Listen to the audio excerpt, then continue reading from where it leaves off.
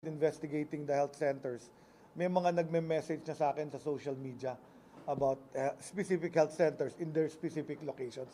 So mukhang maganda talaga yung suggestions. I'll be creating a citizens participatory action. Pera naman to ng mga taong bayan. So yung taong bayan na rin ang mag-report sa akin ng mga facility na nakapadlock or hindi gumagana at mai-report sa akin at mapuntahan namin at mabisita namin. So may resources din na in-offer ang ICI to help me in my investigation. So yun lang muna. Happy to answer your questions. Good morning, Joseph po sa GMA7. Yes, Joseph. Can you just tell us yung description ng mga super health centers? Yung po bang scheme dito is in the nature similar to flood control projects in terms of No. appropriation? Okay. So this is what I explained to them. I'm very lucky in the Department of Health because for health facilities, unlike flood control projects or schools, they have to have a permit to construct. So ibig sabihin nun, when a health center is proposed, there has to be a submission of what's called a detailed architectural and engineering design that complies with the regulations of how a health facility should look like. So before a contractor can even build, dapat isubmit yung DAED, yung Detailed Architectural Engineering Designs. And then, i-approve yun ng aming licensing bureau.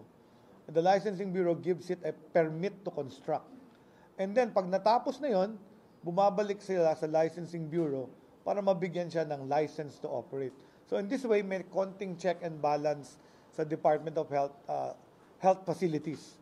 Kasi nga, ang DOH ang regulator. So, medyo meron silang dapat pagdaanan. Hindi kagaya, let's say, a school. Sabi nga sa akin ni Secretary Sani, yung school, gagawin ng DP, bibigay na lang sa kanya. And kung minsan, hindi siya happy sa functionality of the school. Sa amin, mabe-blame yung contractor pag hindi niya sinunod yung detailed architectural design that was given a permit to construct. So, sir, yung 200 plus yun, sir, and first question is, ilan yun, sir, and the total amount? And second is, where's the anomaly? So don't the figures kasi kahapon ina-announce ko 297. Akala ko nabawasan na kasi nag-open yung binisita ko. Pero hindi nabawasan, nadagdagan, naging 300 na naman. So as we continue to investigate, the number is fluctuating. But at least it's around that figure, about 300. So what I can tell you is, when I reviewed the super health centers, there are 818 that have been actually funded. 818 and about 500 were completed. That means yung remaining 300 are ongoing. So hindi ko pa pwedeng pakialaman yun. Let them finish first. Pero those that have been completed, chinek namin. Ilan ang functional, ilan ang not functional. Yun yung 300. Yung kahapon 297, yesterday evening naging 300 siya. 300 facilities that have been completed. Ang tawag namin, ready for occupancy. Kasi yung completed, nalilito kami. Kasi nga meron, kagaya sa Marikina, completed phase 1. So parang naloko ko doon. Sabi sa akin, completed na yung project na yun. Yung pala, completed phase 1. Pundasyon lang. So ngayon, meron kaming term na ang hinahanap ko, yung ready for occupancy, kagaya yung nabisita ko sa Antipolo, yung sa Tanza Antipolo. Yun, luckily, nung binisita ko, naging first day of operations nila.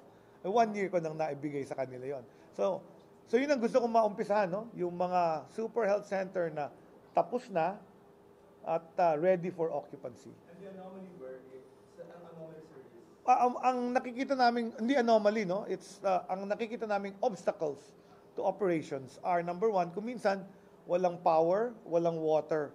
Doon kasi sa arrangement namin, it is the LGU that will make sure that it is connected to the electricals, that is connected to water lines, and then who will also hire the personnel, yung doktor, yung nurse, yung midwife, yung pharmacist, na magpapatakbo ng health center. So it's really the LGU. Kami, grant lang to build the infrastructure. Okay. Sir, Isa Cotoner from Bombo Radio, Philippines. Sir, yung mga super health center facilities na po, na-check nyo na po ba ito? Kasi may statement kayo before na dapat ang hospital ang mag-i-stay kapag tumama nga yung the big one. Have you checked this completed super health centers, their quality, kung masusustain ba nila if ever man na tumama nga yung the big one, since kayo po ang prominent? Okay, so I don't have to check that because when they are constructed, meron tinatawag na building code. So may building code for health facilities, they should be able to withstand a 7.2 magnitude earthquake. So ano yan, imputed na yan in the contract that what they build me should be a health facility standard based on our Philippine building code. So pag yan bumagsak, ay yun ang dapat natin i-check. Bakit siya bumagsak? LGU yan, LGU gagawa niyan. Secretary Johnson from ABS. Yes, Johnson. Curious lang po, what triggers you to conduct an investigation and do the ocular inspection? This started with the flood control issue. So napapanood ko rin yung flood control.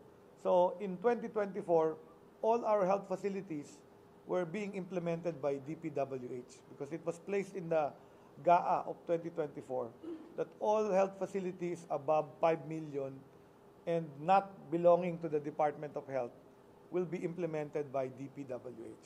So since DPWH is in the highlight, I decided to look at the things being implemented by either the DPWH or the LGU. Tatlo kasi ang implementers eh. It can be my regional office, it can be the local government unit, or it can be the DPWH District Engineer's Office. So that's why tinitingnan ko itong mga health facilities na construct in that methodology. So may idea na kayo, sir, nasaan yung majority of those projects na hindi pa kompleto or declared completed pero hindi pa nagagamit? So majority are of course in Luzon kasi pinakamalaking landmass. I think 170 plus of the 300 are in Luzon. And then distributed to Visayas and Mindanao. So minamap na namin to.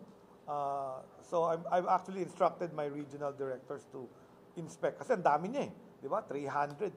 Papabisita ko lahat yan and then papamonitor kung bakit hindi pa nagbibigay ng services. And my job is solutions. Remember, hindi ako investigator. I'm a doctor, so I'm making sure that these health facilities, if they were finished, should be giving health services to the people in that community. Pero initially, Secretary, who needs to explain? The DPWH or personnel from the DOH or LGU? Yung tatlo. Because that's the difficulty here with the local health system. Ang mga kasali dito is the LGU, our regional office, and the implementer, the DPWH. So it cannot be put on one. So magtuturuan nga sila eh. Kuminsan nagtuturuan sila. Kuminsan nakaturo pa sa akin eh. Back to the DOH. Sir, nakapag-ugnayan na ba kayo kay Secretary Tizon regarding dito sa super health centers natin? Not yet, no? But he knows that I'm actually investigating it. Nagkasama kami nun sa earthquake sa Davao Oriental at saka sa Bogo. At sinabi ko nga, tinitingnan ko na rin yung mga implementation. In fact, I was telling him about the super health centers that are being implemented by DPWS. Busy-busy pa yung tao, nahiya naman akong dagdagan pa yung problema niya.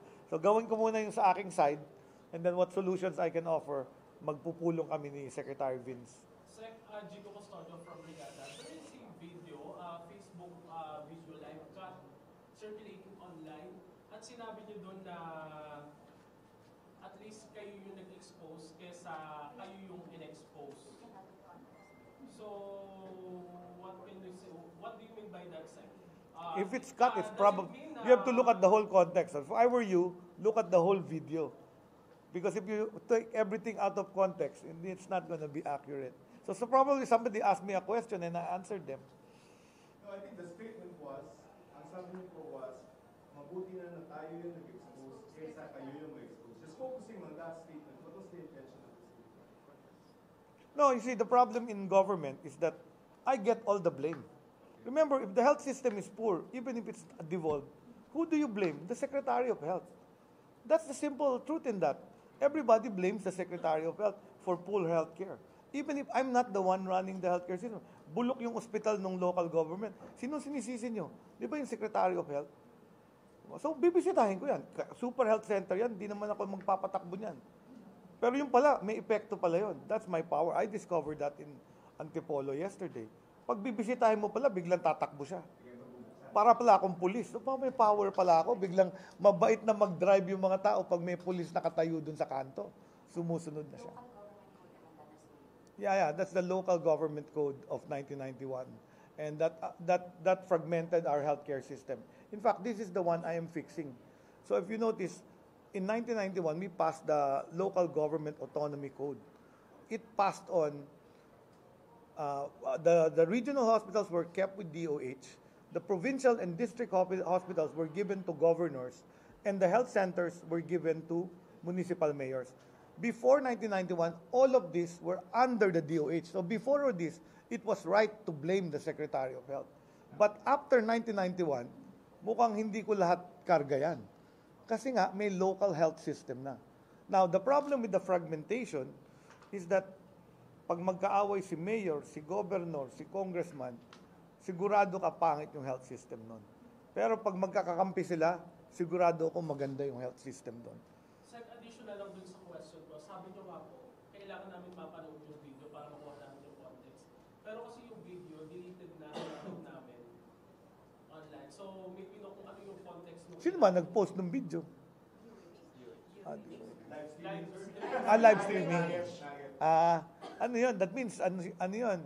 It was captured by somebody else. Diba? Baka nag-uusap kami private, baka it was not meant for public consumption.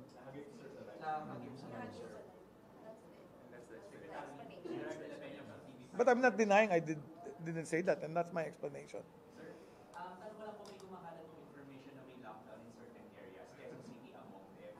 Ano po ba ang directive ng DOH? And kung totoo Okay, po, may so kailangan na lockdown? so let me explain. The lockdown was done during COVID.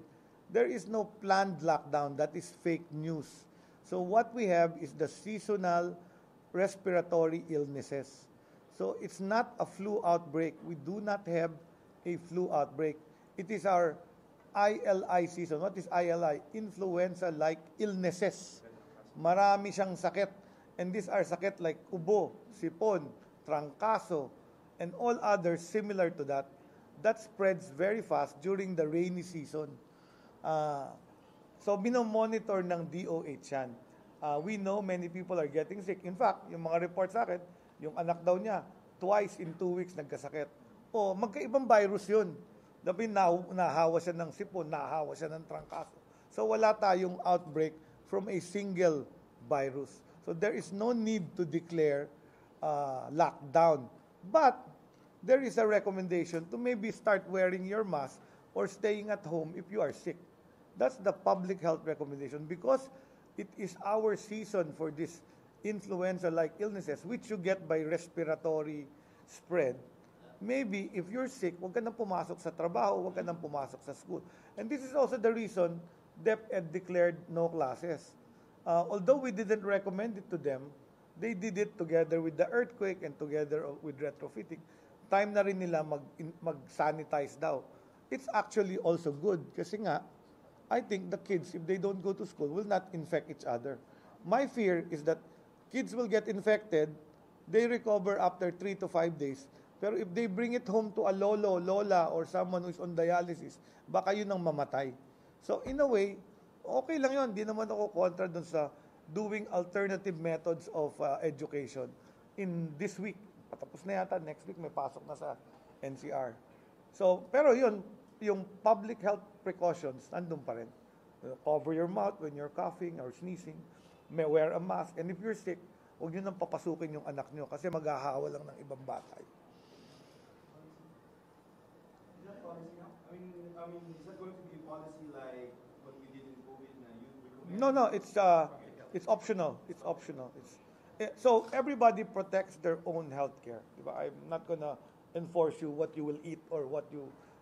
But this is a democratic country. But I'm going to give you sound public health advice. So hysteria na biglang, everybody will be buying again masks. So wala namang ganung threats or na. Wala naman.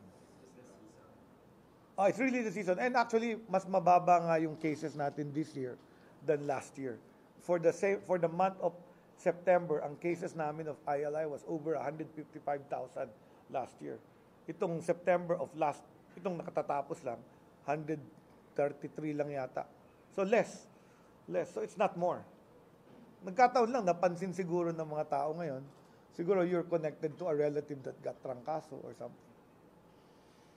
Konti na lang, yung sa going back to the super health center, so kung hindi siya tapos, hindi siya ready for occupancy, meron bang criminal liability yan? Kasi I'm coming from a framework of the flood control project. So may ganun din si Butter na So what I promised ICI is I will do investigation and case build-up. So if we have a case and we think someone is criminally or administratively liable, I will submit it. Well, pagka criminally liable, pwede na diretso sa DOJ yan or ombudsman. What ICI is doing is helping me find the administrative ways to actually prevent this. So yun nga, yung mga collusion in bidding, yung mga... So tinuturo nga nila sa akin kung ano yung mga nasa batas na pala, nandiyan na pala, that we are just not utilizing. So yan, mga ganyan yung mga sinabi nila sa akin. So in fact, they're supporting me with my efforts to investigate infrastructure projects in the Department of Health. This is also part of the mandate, 10 years back ng mga infra project. Hindi naman kaya ma-derail, sir, yung focus ng ICI from flood control projects. So ano ba to? Parang... Well, it's not ICI is not only for flood control, it's for government infrastructure. So ngayon ang kausap nila DepEd. So schools naman, may infrastructure din yon. I think nakaschedule din ang DA for farm to market roads. Lahat kaming mga secretary nagsasalita about infrastructure in our own departments, di ba? Secretary Kiko Laurel was talking about the farm to market roads. Siguro hindi siya happy. Ako, I'm talking about super health centers. Hindi ako happy. So,